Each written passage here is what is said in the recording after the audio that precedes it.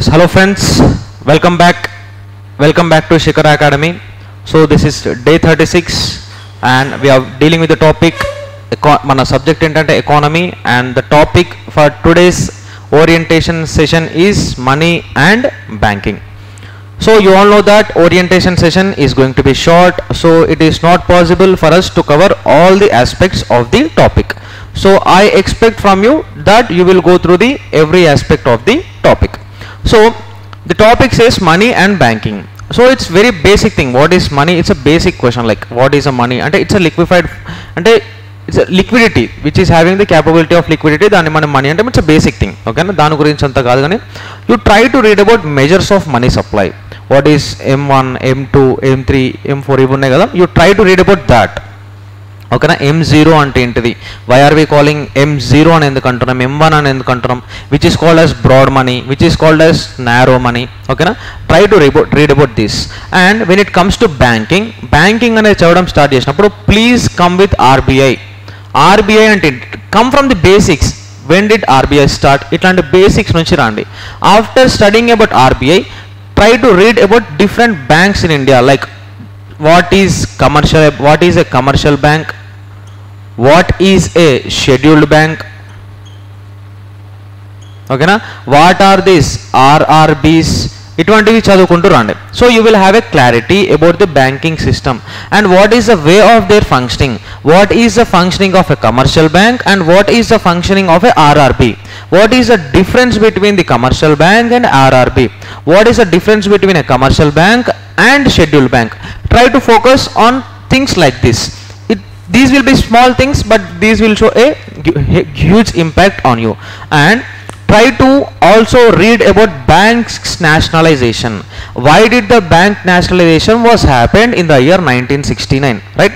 First bank nationalization 1969 lone jarigindi kada. So appudu bank nationalization enduku jarigindi, actually why are they doing this bank nationalizations? Recent ga kuda bank nationalization jarigindi. దేనికి జరిగింది? some banks were merged into each other, కొన్ని banks ని merge చేయడం జరిగింది. so why are they doing that? తర్వాత also read about banking sector reforms. reading about banking sector reforms is very very important. ఖచ్చితంగా దేని గురించి చదవాలి? బ్యాంకింగ్ సెక్టార్ రిఫార్మ్స్ గురించి చదవాలి. బ్యాంకింగ్ సెక్టార్ రిఫార్మ్స్ గురించి చదవాలి. And you should definitely read about NPAs also. what is this non performing asset? NPA అంటే ఏంటి, నాన్ పర్ఫార్మింగ్ అసెట్ అంటాం.